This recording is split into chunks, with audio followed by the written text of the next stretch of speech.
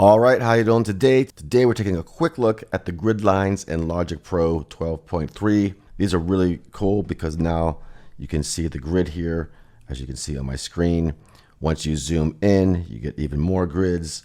And if you're trying to line up transients of audio and things, you can just drag your audio that way. You get better detailed alignment quicker. It's not turned on by default. It's if you want to turn these on.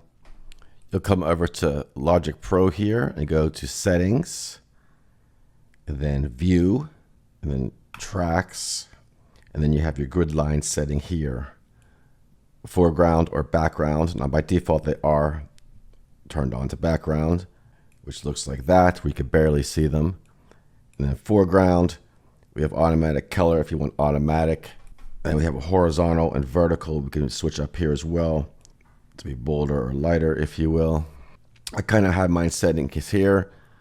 This way I could really see them. I really don't need vertical too much because it's the vertical between the two tracks, different tracks, if you will. But when you boost this up here, you get nice foreground grid lines as such. So that's it, just real quick, just throw them on there like that. That's where you find the settings. Just an update in Logic Pro here. A very welcome feature. All right, so just a quick video. Not too much else to show on it. That is all for now. Talk to you soon.